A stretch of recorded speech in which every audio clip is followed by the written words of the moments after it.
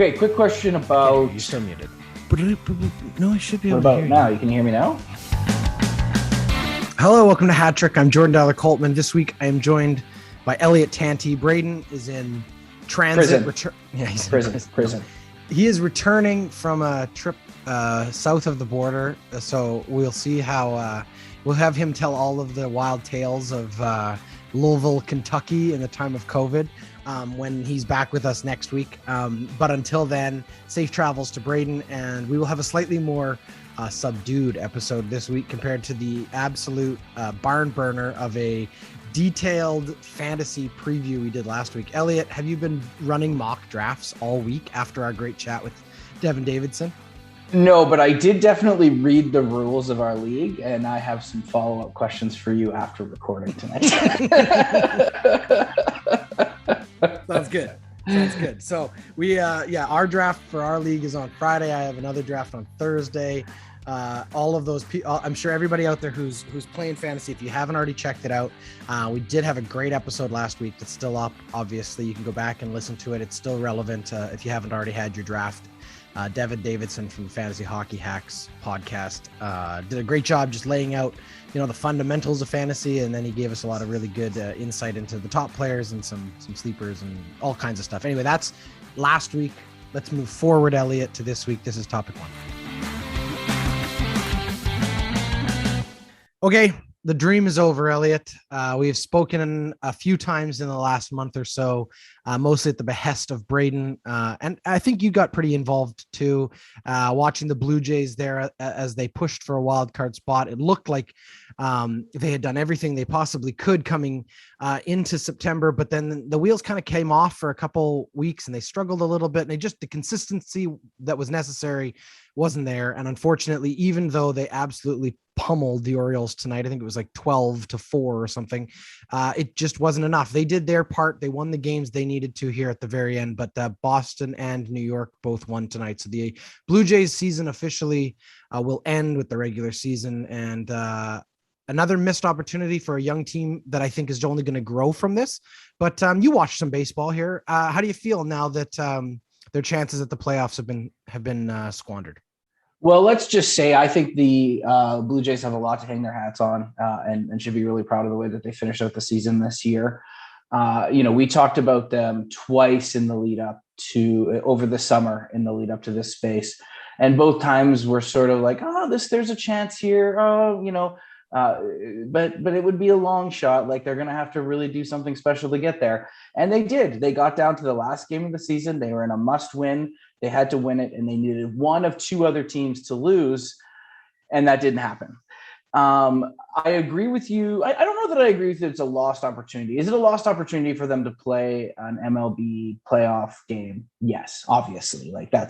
But I think, the pressure of the last week and a half or so of games was about as close to it as you could probably get in a regular season. These were must-win games. They had to be at their best. The managers were making in-game decisions that were really critical to the outcome of their season.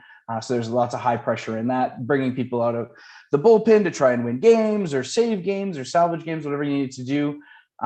They got a lot of really good experience, and for a really young, really exciting team, I think this is outstanding for the Blue Jays. Would I like them to see them play in the play-in game? Absolutely. Of course, that would have been better for the Blue Jays. That would have been a much happier outcome. It's a better outcome, of course. But it's hard to say that this isn't really valuable experience for a team playing in a bunch of must-win games right into the final game of the year. That's outstanding, and you can't ask for more than that. As a Blue Jays fan, I guess my question for you is: you've been really critical about MLB throughout the year, and throughout the time we've been doing this show. Has this helped to revive the game for you in any way, or where are you at after having, this Blue Jays run? I mean, look, I think I still stand by my belief that the NBA has edged ahead of Major League Baseball in terms of attention in North America, sports media, and just fan engagement in general. I think that the last 5 to 10 years, especially with the sort of LeBron era of the NBA, we've just seen their stars get a lot more attention and become much bigger celebrities, which draws more people to the sport. And also, it's a different cultural experience, I think, than baseball, which is a bit more of a traditional sort of American sport that hasn't necessarily evolved as fast as some of the other sports have in terms of staying relevant culturally. However, I do think that like the Blue Jays have always had a special place in Canada, especially at this time of year before hockey gets started, when, fans of other sports are still hungry for something to watch and something to sort of care about. And the Blue Jays have often, made it exciting, but I don't know. I mean, does it make it any less or more? I don't know. This feels very on brand for the Blue Jays to give you a little tease and then sort of not be able to fulfill that. I mean, they've been a franchise for 43 years and they've made 8 playoffs. They've won 2 championships, don't get me wrong, but they've only made the playoffs 8 times. And in the last 10, it's been 3 times. So we have had a little bit of success in the last, since 2011 through to this year, but it's what it is. I'm certainly not going to say that I'm more a baseball fan today than I was yesterday. And I wouldn't have been, I think, even had they made the playoffs. I would have watched maybe a little bit of the playoffs because it's fun. But, no, I don't think it grabs me, and it probably doesn't grab a lot of people the same way maybe a Raptors run would right now, or even just, a big storyline in the NBA or the NFL. I don't know. That's just me, maybe. And maybe I'm out of touch, but everything I listen to and everything I'm engaged with around the sports world, it always feels like baseball is sort of the extra guy at the party right now. I guess my thing is like, I just did a bunch of social things in the last 2 weeks, just kind of out and about, some external outside activities. And, more than one occasion, people were like, Hey, do you know what the scores in the Blue Jays game, or do you know what happened with the Blue Jays tonight? That for me is sort of, it's anecdotal, right? Like I'm not going to hang my hat on it as there's some sort of indication that there's something more there, but I did certainly notice that more people were paying attention. And even up until tonight, like, having a little visit with my grandfather, and we had a little chat about how, that was the end and what a great run. And we've been following it for 2 weeks. That's the stuff that catches fire for people, right? They're going to need to come out of the gates with a strong start next year. I think they're going to have to take a step as a team to be and be in the race from the start, to be, to build that attention even further. There's still work to be done here, but hey, it's a start of maybe, reliving some of the excitement of the Jays from 6 years ago when they went on that run. Yeah, and I will give you that. I do think that there's something to be said for the excitement of any team that has a chance of doing something special like that, making a playoffs. And when it gets dramatic, like it has here for them, you are counting games and you're watching the other teams and you start to pay a little bit more attention. That's fair. That would be, I think, the same anywhere. And maybe we don't see it quite the same way in other sports because, I mean, what is it like? They play about 400 or 500 games. No, they play a lot of baseball. It's like every day of the summer, there's a baseball game all the time. Yeah. And yet somehow it still comes down to like 2 or 3 games. And that does say something about how exciting, clearly how competitive, at least the AL East is, but the Major League Baseball in general has certainly done a good job, I guess, capitalizing on the late season drama. They've added the way the wild card structure for the last decade or so, the 1-game plan. That's exciting. Yeah. That is so that part I will give them credit for. Definitely.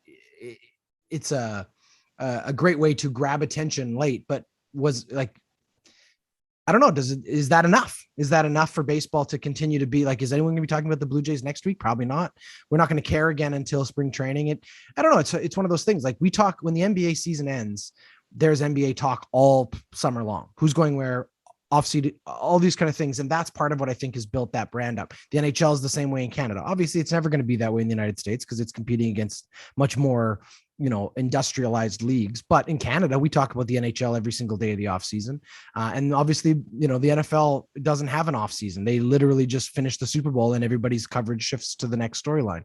Major League Baseball probably has that in parts of the country, but I don't know. Does it have that relevance in this country? It's a good question, I guess. But either way, I mean, they should be very proud of themselves. As you said, a great season for them. And, as a casual fan, yeah, it's exciting. It caught my attention, albeit for only a very short period of time. And who knows, if they had made the playoffs, maybe they would have had me for a run. All right, that's topic one. Hey, guess what? The Ordinary Podcasting Network has a brand new show. If you're a fan of Hat Trick Sports, then I promise you are going to enjoy the Backyard Basketball Podcast. Brady Coldman, who is one of the hosts of this show here, Hat Trick, hosts an amazing basketball show with one of his best friends, Christian Steck. Together, the two of them will break down the NBA, news from around the basketball world, and get you caught up on everything you need to know.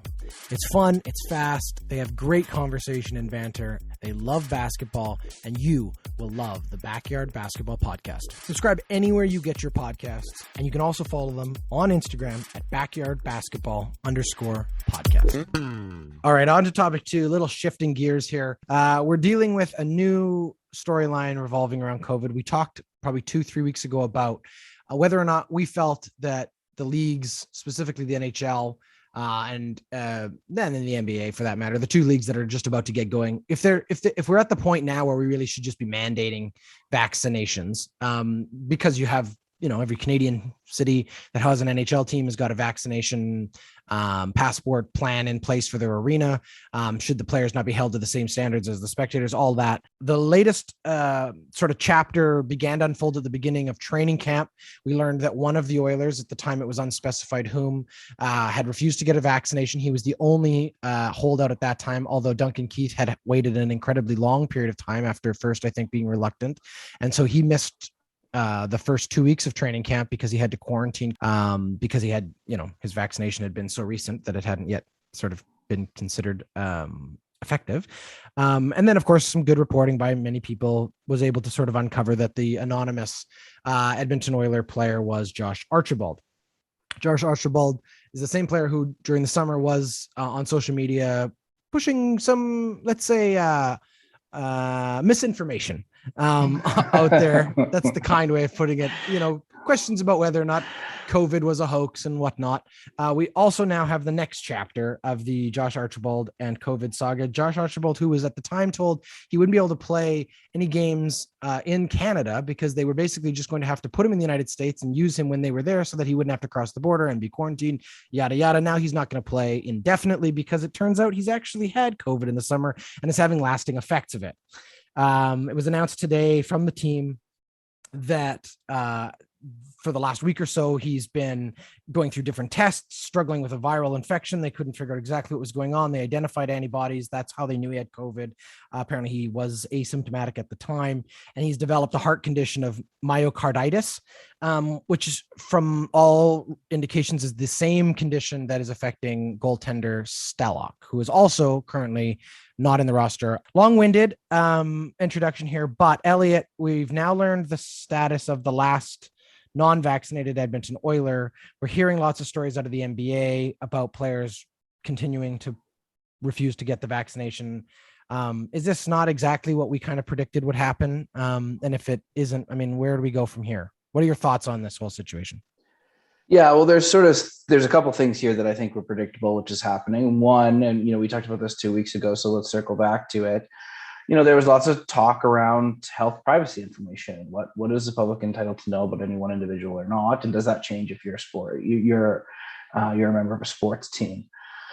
What's emerged is that it's just basically impossible to hide that information unless there was a large number of athletes that had decided not to take the vaccine information. Eventually, you're just going to be able to whittle it down and figure it out. They're not on the same ice surface as the rest of the team during training camp. Might be some indication that there's some issues there too. And I think largely as a society, we've accepted that, these are professionals, sports professionals, and they're entitled to less privacy than others. And whether you agree with that or not, we've come to be able to learn across a number of different sports who is in fact vaccinated and who is not on teams in both the NBA and NHL specifically. So one predictable thing comes true there. Number two, there are long-term impacts of having COVID-19 and not taking it seriously. I mean, I think we've all talked about and heard about long COVID. This is myocarditis is something that it was impacted other teams and other players last year. Now we've got 2 cases in Edmonton related to people getting COVID. And it's why this stuff is serious and why people need to get vaccinated and take the care of themselves and the people around them really seriously, because there are long-term effects. And frankly, at this point, like, we don't know for sure, but I think it's safe to assume both these players are now done for the year. That's an impact on their careers. That's an impact on their livelihoods. These are things that we need to be thinking about as well too. And their overall well-being. I think, and their overall well-being. Yes. We can be as critical as we want about the choices Josh Archibald made, but he is still a victim of an illness that, whether or not he believed was real or not, and whether or not he had misinformation and he was perpetrating the spreading of that is a side story to the fact that he still suffered from an illness like many, many millions of people around the globe have. So it's a very serious thing from that side of it. So we definitely want to wish both of them well getting better, but it does add to this bigger story about choices.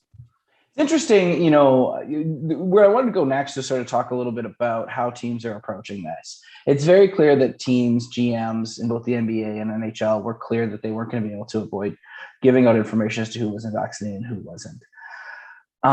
It seems as though teams have leaned into the science around convincing people, which is, instead of telling people that they need to do it or trying to shame them into getting a vaccine, it's working alongside people and trying to get your staff, or in this situation, these athletes, to a place where they feel comfortable taking the vaccine.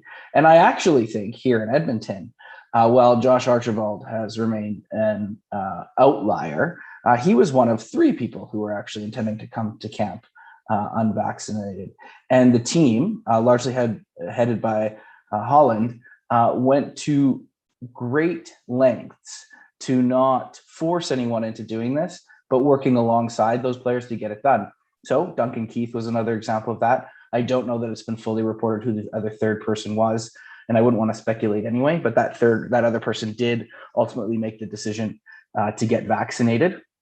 And I think that that's an excellent approach to this. I personally don't understand vaccine hesitancy, but I appreciate that.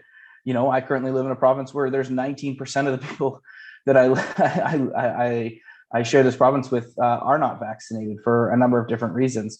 And I think leaning into trying to bring people along is a really healthy and a good way to go. And we've gotten to the point now where this issue has largely resolved itself. I mean, if Josh Archibald doesn't come up with this health condition that's obviously very severe, who knows where we're at in terms of that convincing stage with him. But regardless, it doesn't matter. He's not going to play this year. It seems as though, the Oilers reportedly were one of the worst situations for the NHL team coming into this year, and have managed a way to address it and get through it. It's a lesson for our society, but it's also, I think, an approach that you're seeing in other leagues as well too, namely the NBA. I know Andrew Wiggins is a big name, but maybe you can fill us in a little bit more on what's going on in the NBA. Well, there's reporting today that he has that, like you just said, perhaps the working through with the team kind of situation has paid off, because apparently it has now been reported he has been vaccinated. Okay. After initially refusing. And yeah, he was a pretty prominent outlier there. But, the second piece of it, I listened to 2 different press conferences or clips from today. One was the Duncan Keith one, where he still it seemed still quite defiant and frustrated by the whole situation. I don't think that this was something that he did willingly. He seemed like it was an inconvenience to have to deal with. And I don't think, given his choice, had it been just up to him, I don't believe that we would have heard Duncan Keith being vaccinated. But that, again, we can litigate that ourselves. But during that press conference, there was definitely no remorse for the fact that he waited so long that he couldn't be at training camp. It sounded like he was sort of taken kicking and screaming. The other one, interestingly, was Draymond Green, who plays and is a teammate of Wiggins for the Golden State Warriors, who by all indications has been vaccinated, but was very defensive of Wiggins' position, suggesting that, again, he didn't feel like that the league was in any position to be forcing any player to do anything that they didn't believe in doing. And he felt like a team shouldn't, be ostracizing any player. And so it's kind of becoming this tricky thing, I think, where, the team first mentality that we're so used to has a dark side too, right? It becomes a challenging place where a player can both feel like the team is supportive of them as an individual, but equally perhaps, we get very quickly into a dangerous place where we find ourselves like Jack Eichel in a situation where the team and the player disagree on a medical situation. And if the player only looks at this as a choice for himself, as opposed to the recognition that I think is important to articulate, that the vaccination is not just for you, it is for those around you. And in this case, as we've seen, COVID affects athletes perhaps in a different way than it's affecting other people. This myocarditis, from all indications, is the result of athletes with lingering COVID effects working too hard too quickly after being sick and not realizing that they're endangering the muscles around their heart. And as you said, it has affected many athletes. I don't know. We are, I think, still in the very early stages of what this whole, what history will look at in terms of how this whole situation plays out. I find it ironic, just sort of to tie a bow on this. I find it somewhat ironic that the moment that I think for most people in North America that COVID was really a real thing was when the NBA shut down and the NHL shut down, and all of a sudden sports stopped and then the world stopped. And for so many people up until that moment, there was this self-protective denialism because it was an sort of fathomable thing. None of us could have ever anticipated or predicted how this was going to be. But until that moment, March 10th or March 11th, whatever it was 2 years ago, when the sports world really was the beginning of the stop.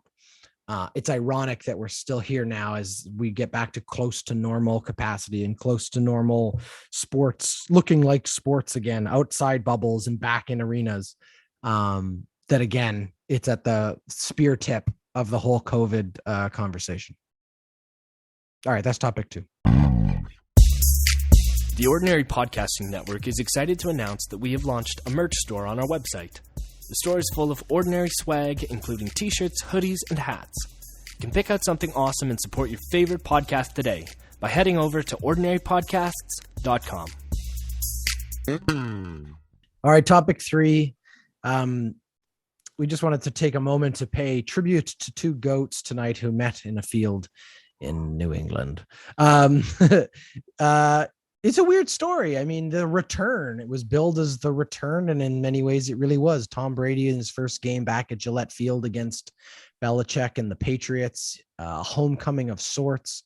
Obviously sort of the closing of a chapter, although, both sides are still moving forward and have probably a lot more football to be played for both of them. But, the greatest coach of a generation, if not all time, and the greatest player of all time. And, the great narrative for over a decade and a half of, are they only each as good because they have each other or whatnot? And obviously, I think Brady pretty much put the conversation about whether or not he was just propped up by Belichick to bed last year by going off and winning in his first year with the Buccaneers. But just a kind of a cool story, and obviously a great kind of made for TV moment that the NFL schedulers designed and constructed, knowing exactly what kind of ratings and television it was going to generate, all that things, that's the NFL for you. But hey, it worked. It did exactly what they wanted. Brady and his Buccaneers came out on top, I believe, by 2 points. And a very defensive focused game. Should surprise no one that Belichick knew exactly how to shut Brady down. He's spent a long time studying him. But just kind of, like for me, as someone who absolutely despised Brady and the Patriots for so long because it was fun to hate the greatest of all time, like I there's a little part of my heart that's warmed by the idea of a storyline like this. It was kind of cool. So we thought we'd take a moment both to just discuss this one, and then each of us will dig in a little bit on if we have any thoughts on like is there anything that's ever happened kind of like this? Is there a coming back, a return of sorts? Of this scale. So first, Elliott, what were your thoughts tonight? Did you watch the game? Did you have any thoughts on the whole Brady's return? No, I didn't watch the game, but was certainly aware of everything going on. It'd be difficult not to. Interesting fact for you: over 500 press credentials were issued for this game today, which is just astounding to me that you had that many to meet. That just speaks to just what this means from like well, and I'm sure many of those are international, like a sporting sort of event. And like you said, the NFL did a hell of a job. They put it in, what's typically kind of a boring, what are we, week 4? Teams are starting to send themselves out, but it's still early in the season. Sometimes that Sunday nighter may not get the same attention. So hey, let's put this game on the Sunday night and make it the national game and make a show of it. And they did, and I think rightfully so. I mean, this is obviously the greatest quarterback of all time, playing against his former coach, who is, some would argue the greatest NFL coach of all time, and who formerly made up the greatest QB coach duo of all time, and will be known as such for a very, very, very long time. Very difficult to imagine another relationship emerging like this in the next 20 years even. I think in terms of was it worth the hoopla that was generated about it? I mean, it's always hard to say yes, given just how much money and effort and time goes into these things. But heck, it was something that was worth viewing, and the NFL made it worth viewing. And good for them. I think they know what sells in their league, and there's proof to that. And of course, Belichick held Brady to less. He was like 51% in terms of completion rate. Like, when's the last time you heard that? I don't think he had a passing TD, which again, interesting. Still managed to win, as the greatest of all time always seems to do. But you certainly got to see, these are two guys that are fighting against each other. I mean, they won somewhat in spite of him, though. He didn't throw a touchdown. They won one rushing touchdown and a whole bunch of kicks. But you're right. His teams seem to always find a way to pull it out in those big moments. That is true. I'll say, it's interesting. I was thinking, and we'll get to this in a second, but it's interesting because oftentimes when you have the coming home game, the return game, it's sort of either like one of two narratives. It's the revenge game when a player's been traded and doesn't really want to have been gone, or there's been some tumultuous ending. I'm thinking Vince Carter, I'm thinking Brett Favre when he went to play for the Jets, and there was this whole "you pushed me out" storyline, and even LeBron and the Heat when he came back to play for the first time in Cleveland. There's definitely a tradition of these kind of games where you have an iconic player who leaves a team and then ends up playing back there, and is often showered in booze every single time he touches the puck, or every single time he touches the ball or whatever. Because usually when a big player like this leaves, it isn't on great terms. But I think the difference in some ways with this storyline is that it's very hard for Patriots fans to hold anything against Tom Brady. He gave them everything they could have ever wanted and more. The expectation was when he left that it was either he was retiring or he was leaving. It wasn't, I think everyone had accepted that it had run its course. And there's 5 banners hanging in the rafters of the Gillette stadium or field or whatever the hell it is because of Tom Brady, right? And because of his relationship with that organization. So there's nothing but, I think, love that's there for him. I listen often to the Bill Simmons podcast. He's the biggest Boston homer you'll ever meet. And, the guy can't help but root for the Buccaneers now because he loves the guy. It's the same feeling I think Edmonton Oilers fans will always have had about Gretzky. It's like, this guy was taken from us, but boy, oh boy, weren't we lucky to have him? Well, we did. You know what I mean? They were angry at Pocklington more than they were angry at. So let's move on to what we were just going to do, which was our storylines. I'll go first because I just teed mine up. The Gretzky homecoming, I think, is interesting because there's a couple parts to it. Obviously, the first time he came home was special. It was hard. He was taken from this city. The city felt robbed, felt like Pocklington had sold them out. And you can argue he did. However, I don't again think that there was very much ill feeling towards Gretzky at the time. No one really blamed Gretzky. And whether or not he was comfortable leaving or not, which another story we can litigate later. The tears and all of the drama and storyline around it made him the sympathetic character, which was great. The part of the homecoming for me that's always really fun is that Gretzky scored the all-time points breaking goal against the Edmonton Oilers to take the lead from Gordie Howe. And I think that's the real like coming home special story, that he did it in Edmonton, the team that he should have been with the whole time. He did it through a defenseman who was one of his best friends in Kevin Lowe, who had been on him like shit on Velcro the whole night long, and somehow for one split second had given him just an inch of space, and he scored a great goal. That's the story. That's sort of the coming home part, I think, of that whole narrative that's really special. Obviously, this was a regular season game that with very little stakes for in terms of playoffs or whatever. We're still very early in the season, but that's what it reminded me of today. Do you have any coming home or return game or revenge game sort of things that this makes you think of?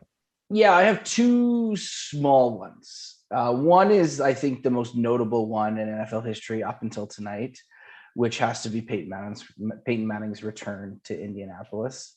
Right. That once he found Denver and actually won a Super Bowl after leaving Indianapolis in a similar way too. You always feel like Peyton Manning, just because of having to frankly play in the same generation as Tom Brady, is always going to be underrated because of that. And similar sort of thing. The heartwarming reception from the crowd when he came back. This is my second one's a bit of a different situation, but it's also an Edmonton Oilers story and does sort of have that sort of like homecoming comeback thing. Mm-hmm. And it wasn't, after Ryan Smith left, it wasn't his first game back in a different jersey. But it was his second stint back in Edmonton after he came back to finish his career in Edmonton in those last, I think he played 2 years. I'm very fortunate. I got to watch his last game in Edmonton too, when he was chasing the record for the most power play points as Edmonton Oiler. And I always felt I always felt it was sort of sad the way that Ryan Smith left. He wasn't the caliber of player that Wayne Gretzky was, but it was one of those things where they always thought the deal was going to get done until the deal didn't get done and he was gone. And it felt a little bit heartbroken as an Edmonton Oiler. So to him to come back and get to finish out his career in a meaningful way with Edmonton, I always thought was a really nice homecoming story. It wasn't an individual game. It was sort of like a homecoming to Edmonton to finish his career that I always had similar vibes, I think, but different, Yeah. Yeah, totally. And I think that's a fun part of that. That's similar to the LeBron writing the letter and coming home to Cleveland sort of storyline. And that's definitely one of those, one of those sort of full circle moments. But I think that it's a special night for Tom Brady, a closure of sorts for the fans in New England. And we'll see if we get any more drama later on. If they ever meet in the playoffs or something, it would be a lot more dramatic. But alas, that's unlikely at this point. We shall leave it there. Elliott, thank you. It was a fun one, just the two of us. No. Okay. Have a great rest of your weekend. Was that by design? Very clever boy. Have a great rest of your weekend. Thanks everybody for listening to us, joining us. As always, you can follow us on Instagram, Twitter, and Facebook. And if you haven't yet, go ahead onto our website, ordinarypodcast.com. Check out the merch store. We got lots of fun stuff up there. We will be back next week. Hopefully Brady makes it back across the border safely. And if he does, then we will be able to get his thoughts on everything that comes up in the upcoming week. Have a great one. Next week is Thanksgiving. We will have a show, hopefully. If not, we'll see you in 2 weeks. Take care.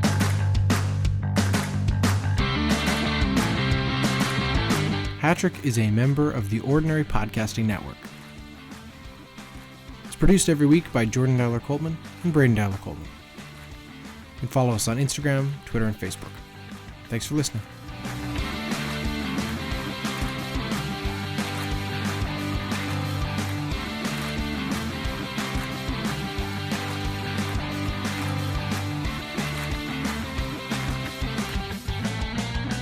The Ordinary Podcasting Network wishes to acknowledge that the lands on which our conversations take place include Treaty 6 territory, the traditional meeting ground and home for many Indigenous peoples, including the Cree, Dene, Saulteaux, Blackfoot, Métis, and the Nakota Sioux peoples, as well as the unceded territories of the Coast Salish peoples, including the territories of the Musqueam, Squamish, and Tsleil-Waututh nations. We acknowledge the many First Nations, Métis, and Inuit whose footsteps have marked these lands for generations.